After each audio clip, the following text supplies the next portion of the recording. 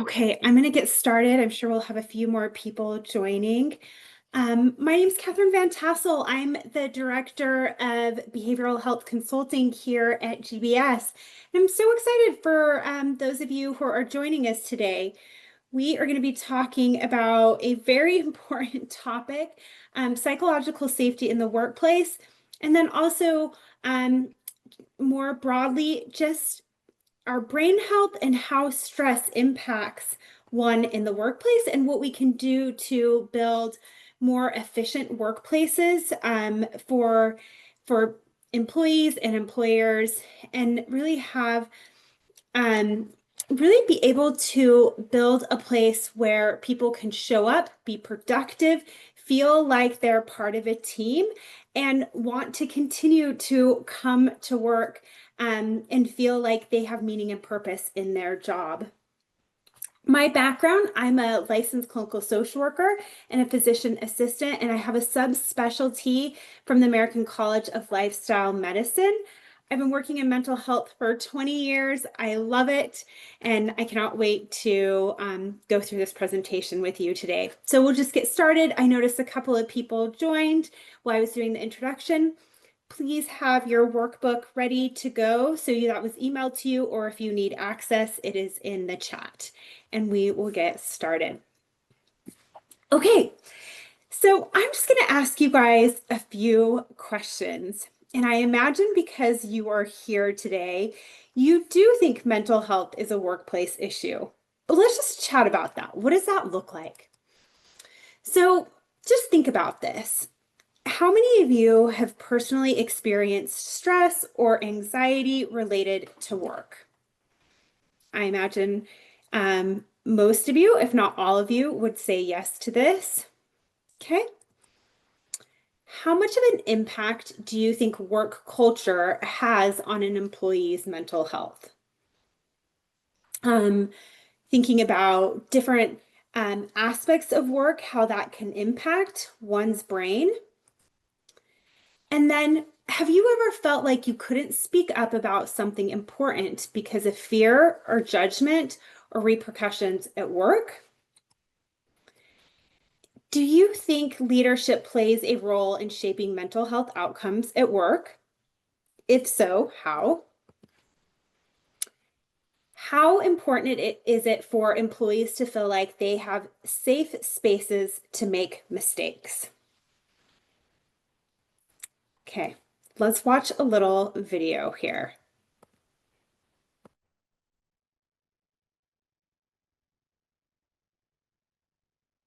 We're trying to get a feel for how people spend their day at work. So if you would you walk us through a typical day for you? Yeah. Great. Well, I generally come in at least 15 minutes late. I use the side door. That way Lumberg can't see me. And after that, I just sort of space out for about an hour. Space out? Yeah, I just stare at my desk.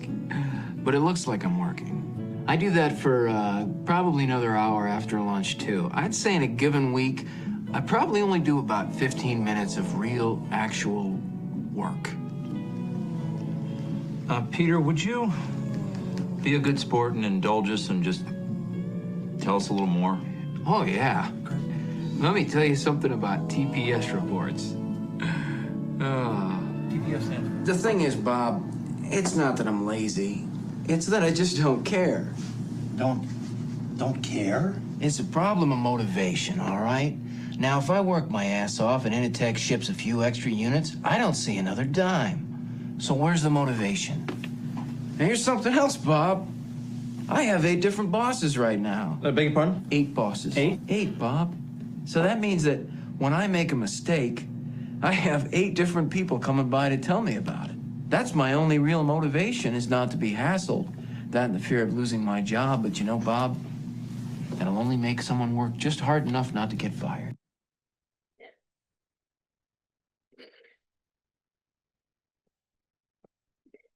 Okay, I'm wondering how many of you could identify with this, whether as being a people leader or being somebody in the workplace.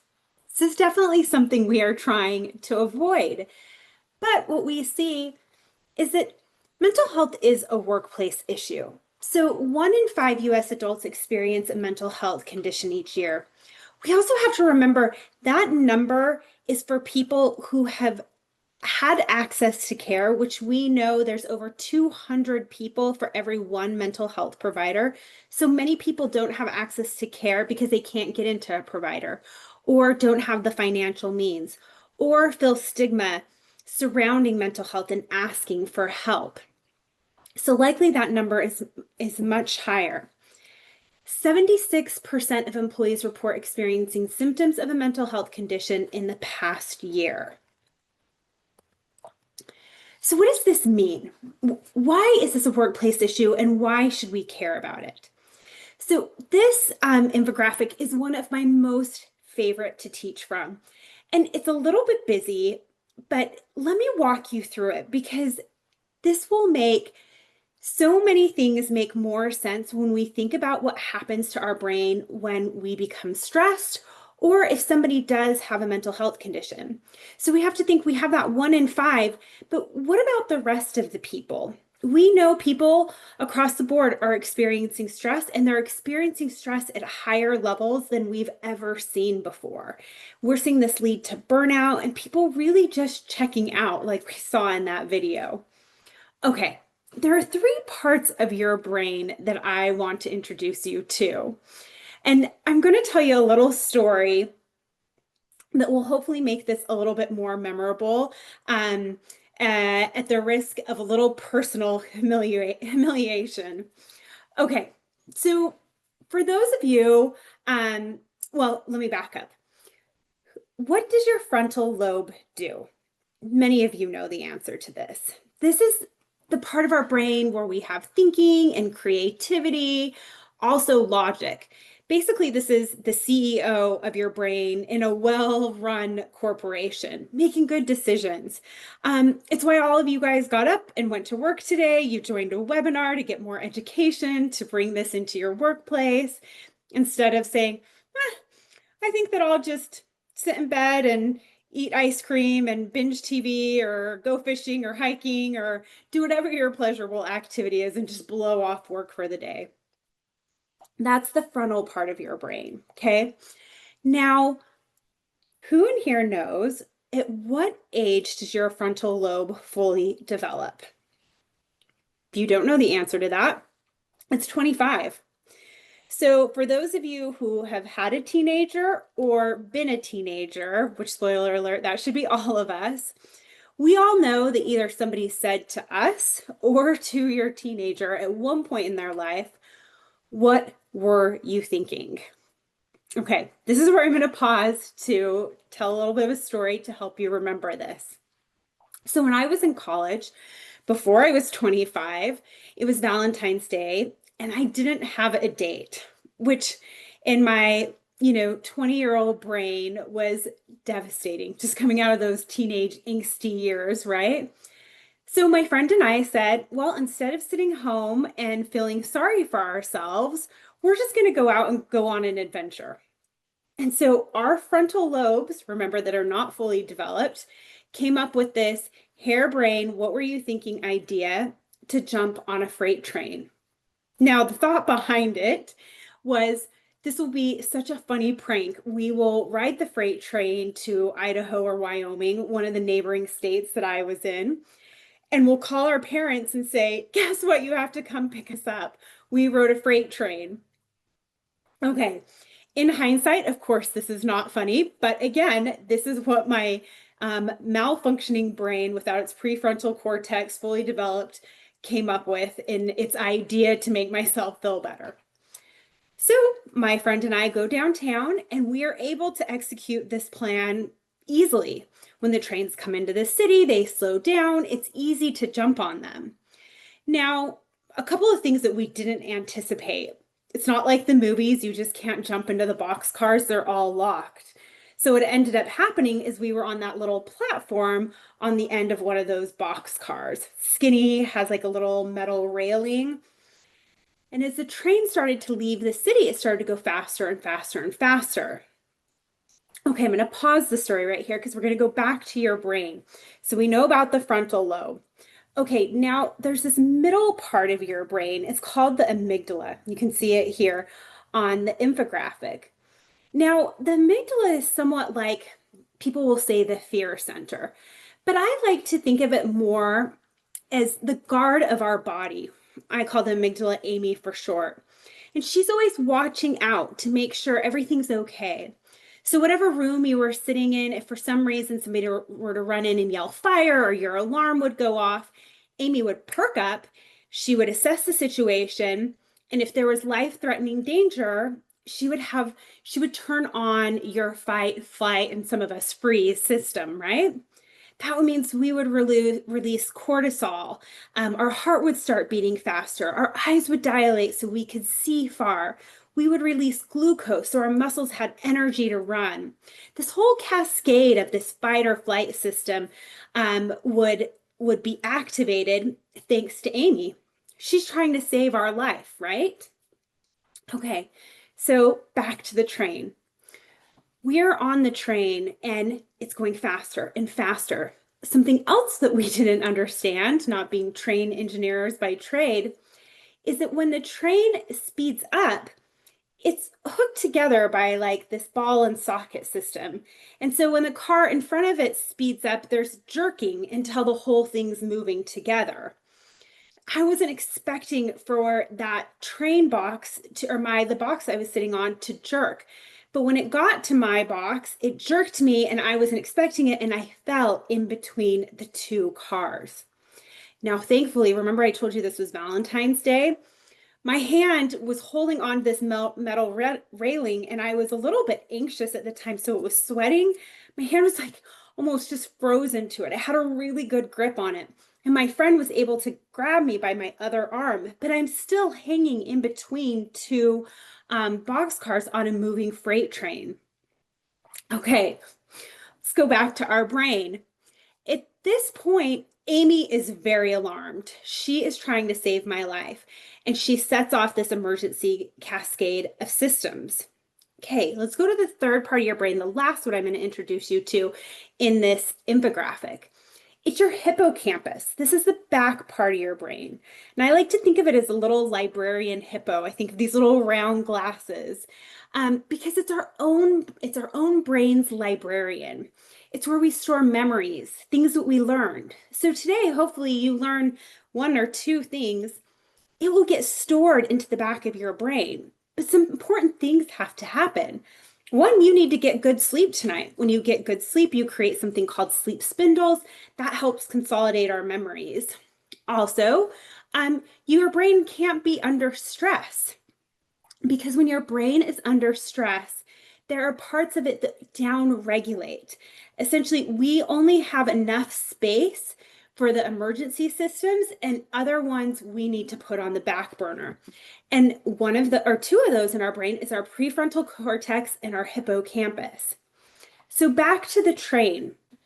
Right now, I am just fighting for my life. I've got to get up and get off this train. So my prefrontal cortex is now down-regulating, and so is my hippocampus. Right now, it's safety first. I don't need to be doing complex math problems. I don't need to be retaining memories of something that I learned yesterday. Our brain's trying to save some power. It also changes things in our body, like our GI system shuts down when we are in fight or flight. We don't need to be digesting our meals when we are trying to save our life. So let's look at the big picture here. Well, people might not be hanging on by their hand on a moving freight train, but what we do know is that people come into work after having a difficult conversation with their partner at home, slept 4 or 5 hours, have young kids or teenagers in the house that could be struggling. We know mental health in kids is increasing. Maybe they're having difficulty paying their bills. All sorts of things are happening in one's personal life, and then take that into the workplace. What if they're working on a team that doesn't feel safe, or they're being bullied at work, or they have more tasks than they have time to complete them? There's so many things that are working that impact how our brain shows up for us. So that turns into the workplace, poor concentration, being at work but not actually working, high turnover, low morale. And this is where we're seeing the negative outcomes. At the end of the story, obviously, I'm here talking to you today. I was able to jump from the train with only minor scrapes and bruises and bumps. But this is just a good way to show what happens to our brain when we're under stress. And hopefully now you're going to understand your brain a little bit more. Always remember Amy. So what do we see? Well, work-related stress is widespread and rising. 77% of US workers reported recent work-related stress. 52% felt burned out due to their job, and 37% said they were too overwhelmed to work effectively. This is why I take a minute to introduce you to your brain. These stats, I don't think they land as well when we don't understand what is happening in our brain. But now you can understand. I'm too overwhelmed because I just don't have the ability to cope because I don't have the skills or the environment. And it costs us 12 billion workdays lost each year to anxiety and depression, and $1 trillion in global economic loss from reduced productivity. So sometimes we tend to categorize mental health as this wellness perk, a soft skill, if you will, not really a priority. But thinking about what is the number one thing that we need in the workplace, I would argue, a top contender would be our brain power and how we are mentating every day at work. We know people that are mentally well, not stressed and overwhelmed, are burned out, more productive, resilient, better workplaces are better at retaining talent. They're also more inclusive and innovative.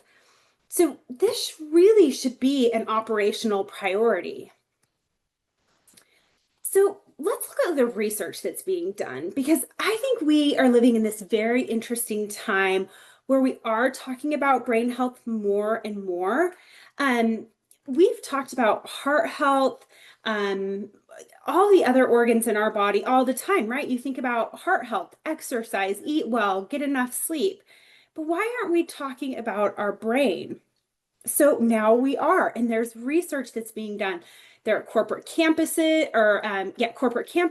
universities, psychologists, social workers, statisticians, all coming together to find out what can we do to support people and to make more productive workplaces. Basically win for everybody involved.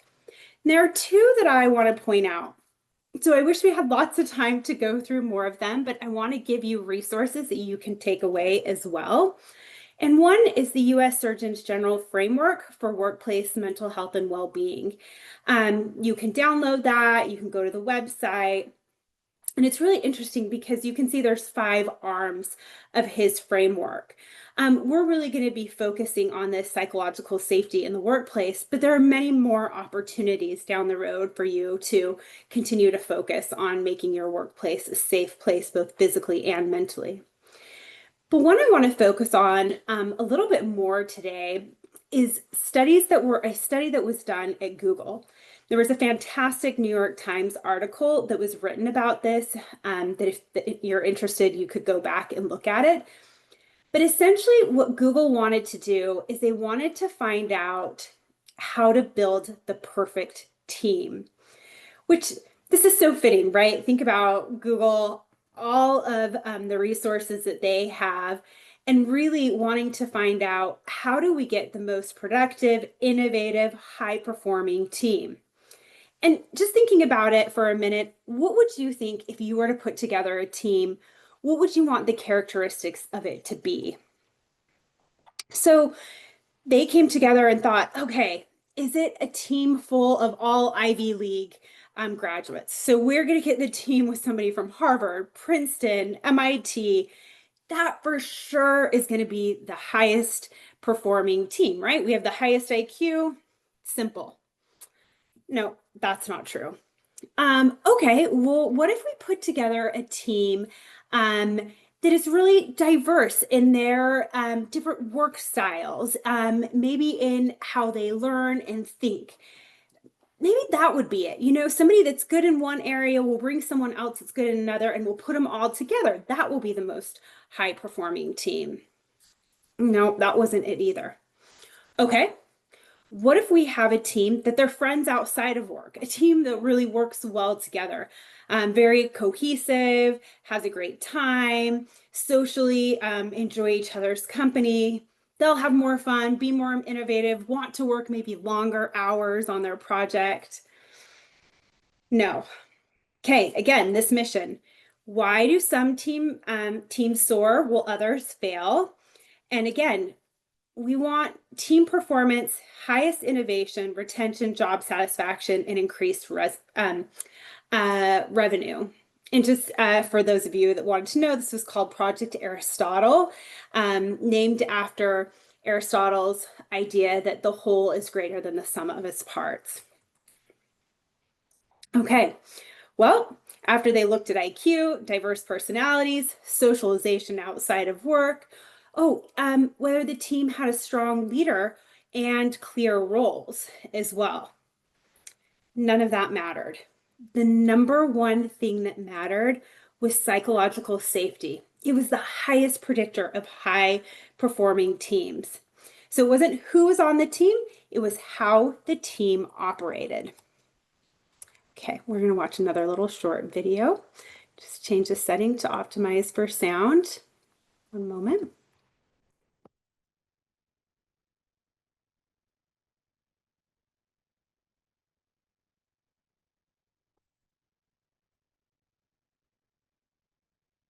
Worked with the Navy SEALs, and I asked them, like, how do you pick like the guys that go on SEAL Team 6, right? Because they're the best of the best, the best, the best.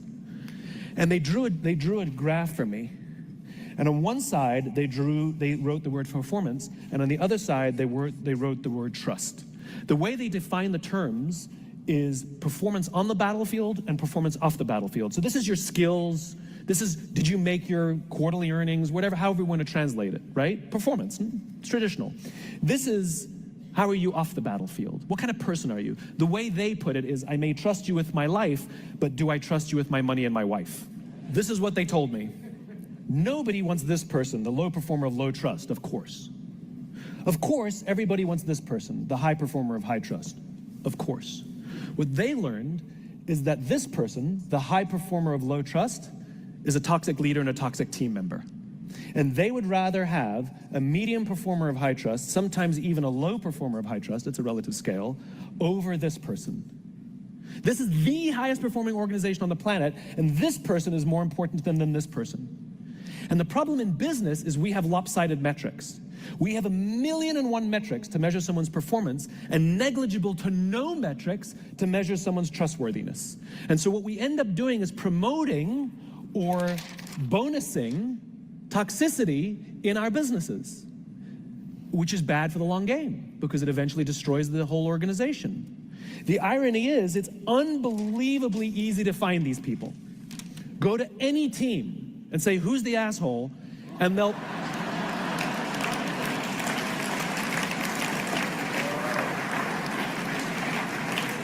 they will all point to the same person. Equally, if you go to any team and say, who do you trust more than anybody else? Who's always got your back? And when the chips are down, they will be there with you. They will also all point to the same person. It's the best gifted natural leader who's creating an environment for everybody else to succeed, and they may not be your most individual highest performer. But that person, you better keep them on your team. I wonder how many of you in here laughed at that, also could point out maybe who they were saying is a leader and shouldn't be a leader. So let's look at ongoing research here. So Dr. Amy Edmondson, she's a Harvard Business School professor, and she has made it her career studying high-performing teams. At the end, I'm going to give you some resources if you are interested in this topic and want to do some continued study. She's written several books and has some courses that you could take specifically in psychological safety. But here's the Cliff Notes version of what we're seeing in the research. In high-performing teams, two behaviors were consistent. They had conversational turn taking, so everybody had an opportunity to speak. And I'm sure you have been in a meeting and maybe you're the person that doesn't speak up, or there are many people on your team that doesn't speak up. And for what reason? What could that look like? There are many, and we'll talk about that. And then there was a high social sensitivity. So team members could read emotions, body languages, and subtle cues. They were in tune with how other people felt. Emotionally intelligent would be a good term. These behaviors focused on a culture of trust, openness, and psychological safety. This meant that this culture fostered a place where it was safe to say, I just don't know. And also being very curious, asking questions, and then giving them the opportunity to come up with thoughts or ideas that were out of the box or maybe not fully formed. Again, remembering that Google found that these were our most high performing teams when it was full of these traits. Whoops. Okay, so doing a little bit deeper of a dive, a work environment where employees feel safe to speak up, to take risks, and to make mistakes. Now, what does that mean to make mistakes? So if they make an error, they don't feel afraid to go to their leader and say, hey, I messed this up. I understand, let's go through a process of one, learning from it, and two, correcting what I've done, as opposed to a team where somebody may be fearful of talking to their leader, which we know the majority of people in the workplace are, and then trying to overcorrect on their own, but creating a bigger issue. When people take risks, we see higher innovation come out of those teams. And we see better collaboration and creativity, again, engagement and morale, and reduced burnout and mental health risks. So remember when we saw more than 50% of the workforce is burnt out. We have 1 in 5 have mental health conditions, 70+% saying that they feel stressed and overwhelmed. These are things that we should be focusing on. Teams without psychological safety were often characterized by the following. What does this look like? So he said, why wouldn't somebody want to speak up? Well, nobody wants to look like they're incompetent, ignorant, intrusive, or negative. There are many reasons why people don't want to admit their mistakes or offer new ideas. I might look dumb. People will think, that was such a dumb idea. That will never happen. Or going against the status quo. It's always been done this way. We'll always do it that way. So I'm not going to ask any questions about this. Going on with that, we see people are fear of being judged and punished. They don't have trust. They don't feel like they can be vulnerable. We see this silencing of dissent or critical thinking, again, all the opposite of what we want, withholding information and pretending to agree even when they don't. And this has resulted in errors, groupthink, emotional withdrawal, everything that's the opposite of psychological safety, leading to psychological hazards in the workplace. Okay, so from your workbook, this is something that I would love for you to go through. I want you to think, where are you right now in terms of your workplace? And this is just a psychological safety self-assessment. So just maybe take 30 seconds to look at this and think about, do team members feel safe? Are mistakes openly discussed and learned from? Do we celebrate diverse perspectives and those are welcome? Are people able to ask for help without fear of judgment? And then feedback is seen as helpful and not personally criticized as a personal criticism. And, today, over the next couple of days, maybe thinking about this in your workbook, and we're going to continue to go through it. But the idea is that by the end, you will be able to set some concrete goals. What happens when we have lack of psychological safety or psychosocial hazards? Things that some of you may have heard about. So has anyone in here heard about Dieselgate? So this was the Volkswagen emission scandal. It was also called Emission Gate. Essentially, team members were afraid to speak up about emission devices that were installed in the cars to make them seem more environmentally friendly. So what they did is they created these devices to cheat emission tests, but they ended up being detected when the car underwent full emissions control. And Volkswagen got in a lot of trouble for this. This is what happens when people feel like I can't speak up or go against the status quo or I'm going to get in trouble. And I think that this is so interesting because how much creativity had to go into this to create a system to cheat instead of turn around and fix. And then the PR that goes into that, people that don't trust Volkswagen as a brand, and then all of the negative cascade that follows that. So when employees fear retaliation and punishment, they stay silent, even when they know something is wrong. Let's look at another example, the Columbia Space Shuttle. So what happened here? On February 1st, 2003, the Columbian Space Shuttle disintegrated during the final stages of its return to flight to Earth. The Columbian Accident Investigation Board found that NASA had failed. So when they went through and investigated this, NASA was criticized for not responding adequately to internal warnings about the impending disaster, and it documented flawed decision-making. So some engineers suspected that there was a catastrophic failure, but they did not feel like they could speak up. It was not a psychological safe environment. They were unable to escalate their concerns in the hierarchical, risk-averse culture of NASA.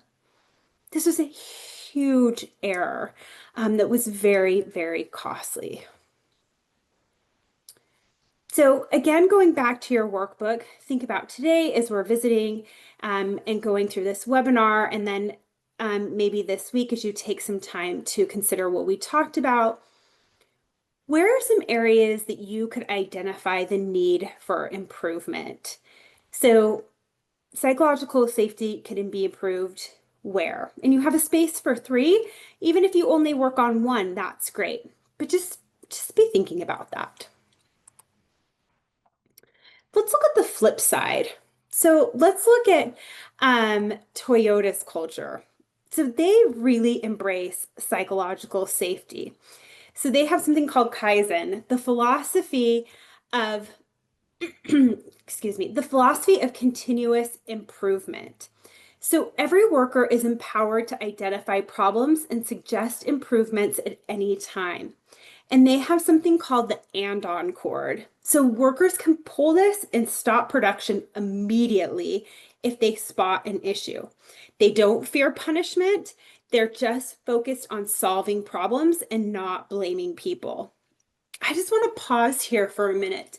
I mean, they have a physical cord that they can pull that will stop everything, which when you think about that in a production world, that can be costly. But they understand the importance of fixing problems before they become bigger issues, right? And this isn't somebody did anything wrong. This is let's focus on how we solve this problem. All of our workplaces should have a metaphorical cord that we can pull, that it's safe to stop, question, be curious, explore. And if we do think that there is something that's wrong, broken, depending on what that industry, that there's an appropriate algorithm to go through to correct that. Well, what does that mean for Toyota? They have, since this was implemented, they've had massive improvements in product quality, increased worker engagement and loyalty, and essentially Toyota has set the global standard for lean manufacturing and operational excellence. And many of us know Toyota's are fantastic cars. They run forever. It's something that they've created a culture of safety and producing a great product that that is known throughout the world. Okay, so continuing on, all right, well, how do you bring this into the workplace? And again, I feel like sometimes we can get really overwhelmed when we're thinking about changing culture or operation or policy because you think, where do I even start? So the idea today is one, we're just bringing some awareness and learning about the research out there that this isn't, just a good idea, but actually it's been rigorously tested. Think about Google, all of the research that's gone behind it to show how this improves productivity, and all the things that we talked about. What is just maybe one or two things? How can we just start somewhere? So let's go over a few takeaways that you can see that you can potentially implement into your workplace sooner than later. So when you're going through your workbook and thinking about what this looks like, do team members feel safe to share all ideas? So thinking about setting up your meetings, asking people, hey, I want to hear from everybody in here. And if your idea isn't fully formed, that's fine. As a leader, I'm also going to show my own vulnerability. I may miss something. I need to hear it from you. We are a team.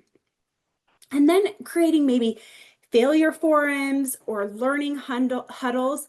This is where you come together to celebrate mistakes or to learn from them. This idea that, hey, we want to continue to grow and get better. So instead of always focusing on wins, why don't we start focusing on some of the mistakes? How could we avoid those in the future? What could we learn from that? I know in my life, some of my biggest mistakes have been my greatest learning experiences that I'm so glad that happened because one, I will never be in that situation again. But two, there was so much I took away from it. Also, diverse perspectives are actively welcomed. Working together on team building exercises, reflective listening training.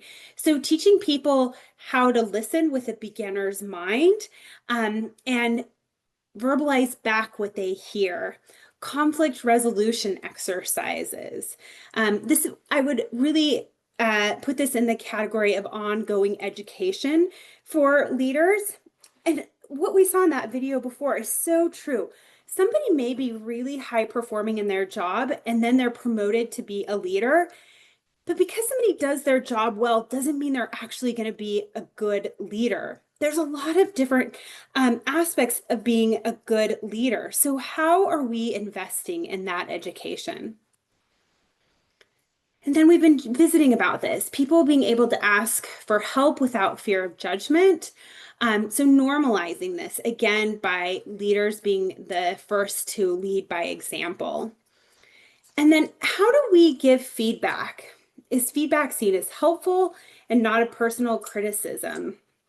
So train teams on feed forward techniques. Essentially, again, thinking about this ongoing education, but focusing on future improvements. How do we learn from this instead of dwelling on the mistake? Let's look at a few other examples from other high-performing organizations. So the U.S. Army has after-action reviews, and they started this to create this open, non-punitive learning opportunity after missions and projects. So essentially, everybody sits down together, regardless of what your rank is. You openly discuss what went well, what didn't, and how can we improve next time. These are just 3 bullet points, but I think regardless of our industry, what a fantastic meeting to sit down and to review something like with these 3 bullet points. How much more you would learn going into the next project, next meeting, next whatever that looks like. What went well, what didn't, and what can we improve next time? What they saw is that there was a major boost in adaptive, sorry, I have a little frog in my throat, and people being more adaptable, trusting, team performance, especially under high stress conditions. So think about our brain and when we get stressed and how it can down-regulate. Well, this would be a great exercise to do so that we can continue to have high-performing brains. Okay, what about Microsoft and their growth mindset?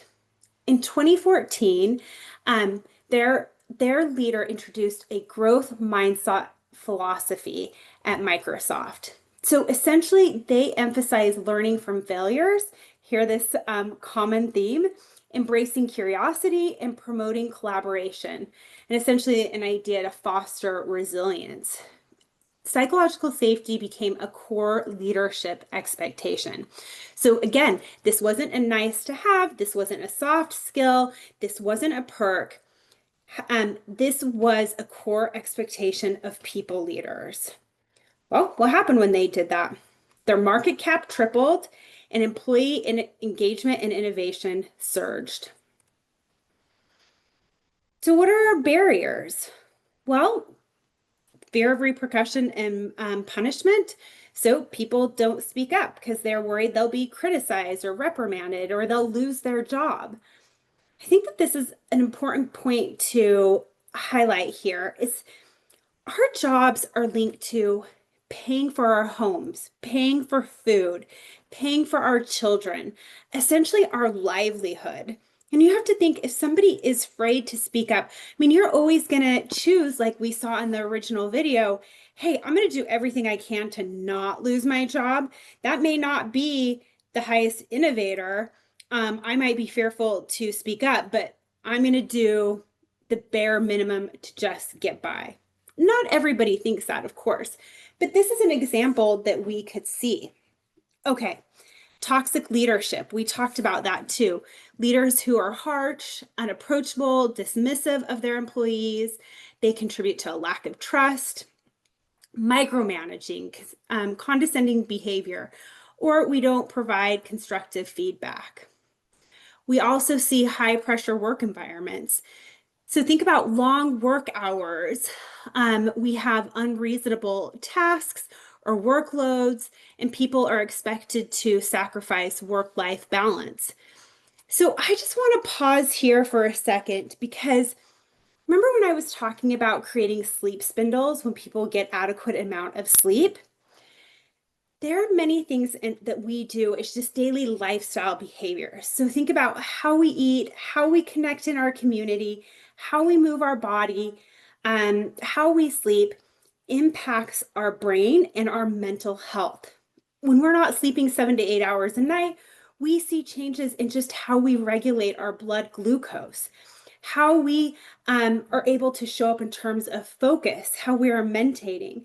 So thinking about what that looks like, if we have unexpected workloads, people are taking a lot of work home, they're not able to spend time caring for themselves or working on self-care, so getting some movement, community, this is impacting how they show up for work.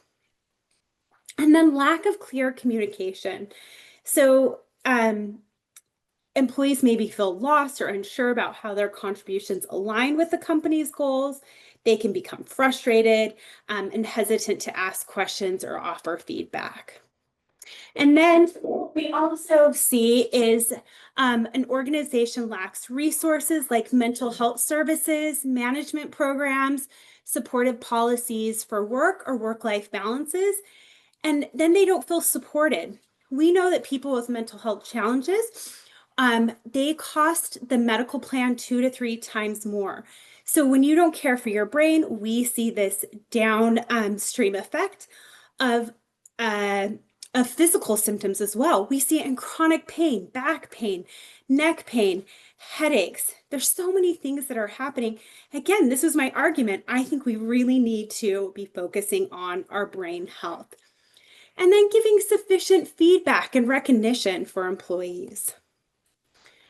Okay, just a couple more here. So thinking about favoritism or bias. So this is when certain employees are given preferential treatment, or there's a preferential relationship. They're treated different from other people.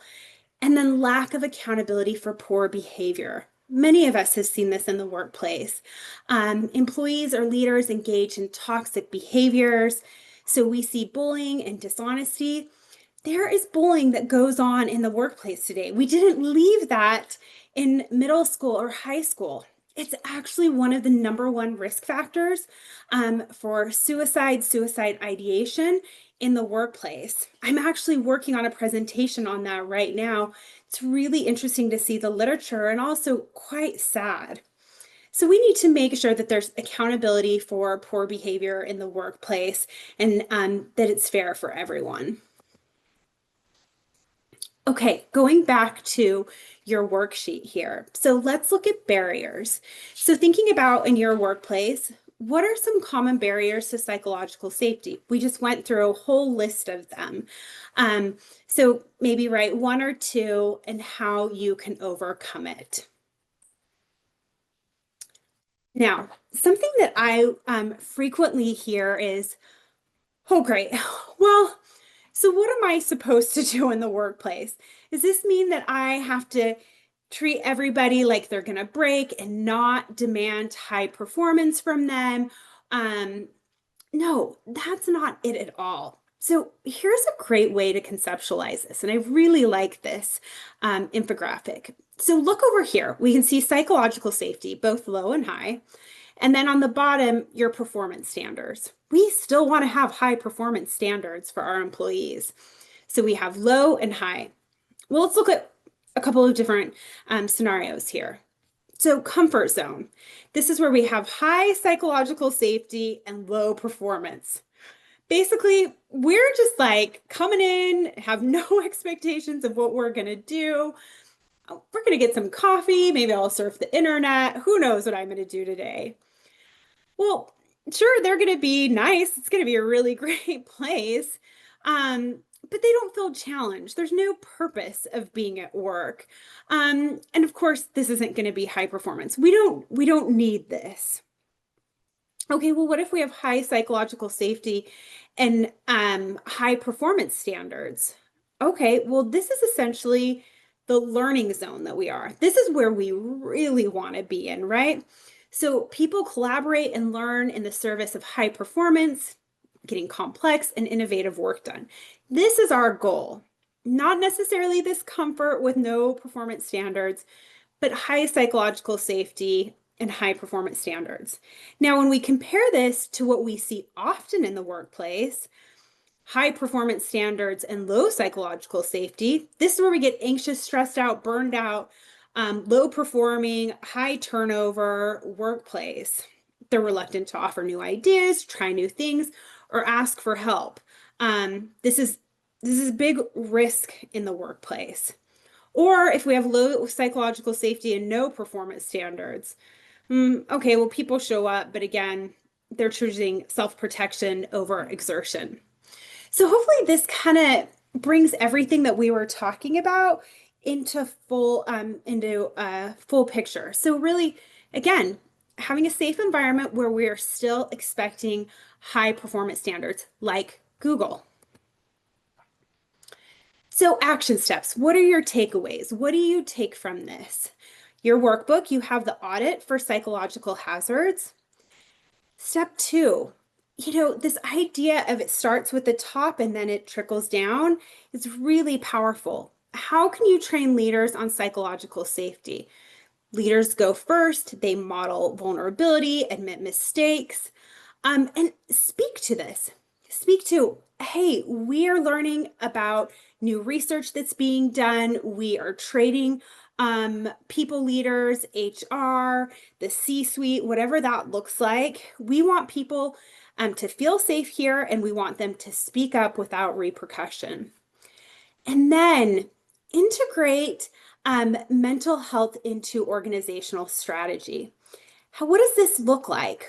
Well, 1, people need access to care. So do we have a mental health solution like an EAP or mental health policies? What if someone is struggling with a substance use disorder? Can they come and ask for help and then have a safe workplace to reintegrate that is sensitive to ongoing mental health treatment? Well, what does that mean? That's increased safety for the workplace. It's going to be increased productivity in the long run. And an example showing that we are here to support other people. 10% of your workplace will have a substance use disorder, and not treating that or being aware of it is really high cost in terms of medical plan and safety, and then many other things as well.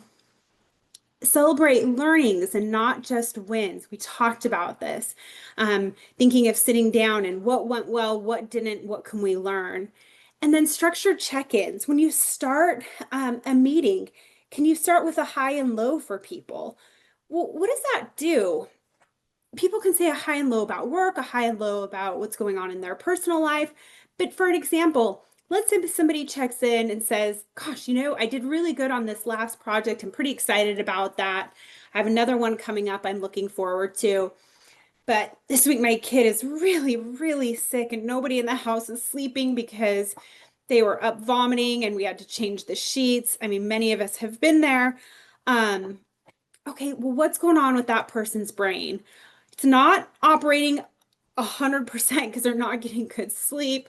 They got a sick kid. All right, well, that's a great opportunity for their people leader to check in with them that week. Hey, how are you feeling?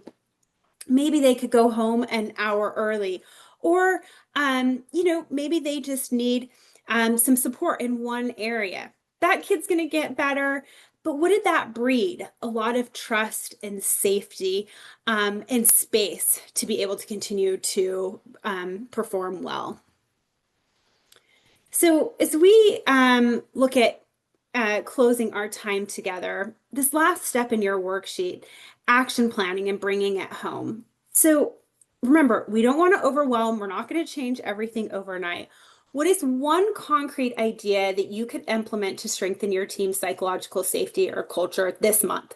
So I said this month because many of us will go to a conference or we'll listen to a talk and we will be really motivated, and then we get back to our jobs and life happens, right? So I really want you to commit to this. Set a goal, set one goal, and then commit to this.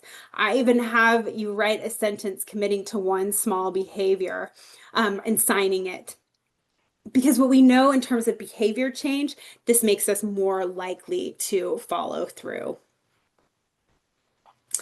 And then go through and do a team culture audit. So what are the adjectives that describe your current team culture? And then what's your wish list? What do you wish that you had as part of your team culture? And then to end this, let's just look at some resources that you have available to you. So a couple of things. Like I said, I'm the director of behavioral health consulting. Anybody is free to meet with me. We can talk about your personal organization, what is unique, what you're experiencing, what resources do you have now, what do you feel like you're missing, how maybe I can fill some of those gaps with trainings that I provide, webinars, and also tools. So please feel free to reach out to me for that.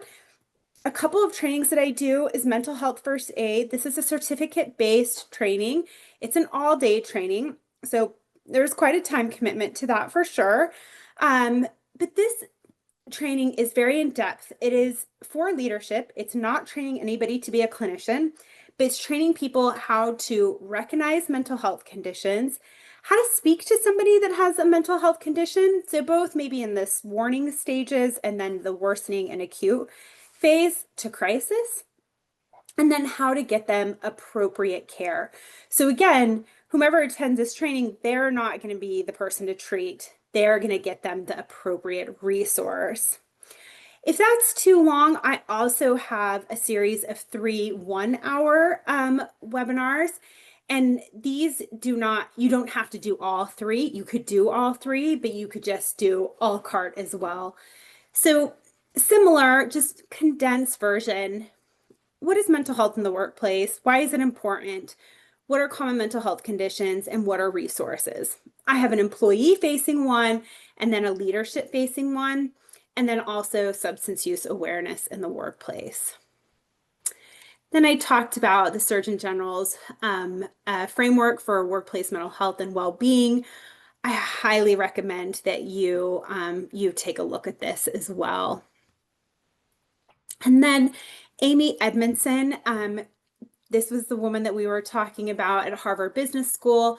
She has a book called The Fearless Organization. This is a fantastic book. So I would check this out at your library, your Libby app, pick it up on Amazon. And how can you introduce this to your workplace leadership as a whole? And then lastly, the Harvard School of Public Health, they have a Center for Work Health and Well-Being. They have a Thriving from Work questionnaire, and that's like a comprehensive measure of work-related well-being. And you can see here, we're just focusing on one piece. There's so many parts of this puzzle, all the different areas. So you can see work-related psychological and emotional well-being, but what about physical, work-life integration, basic needs for thriving, social well-being, job design, and experience of work? Thank you so much for joining me today.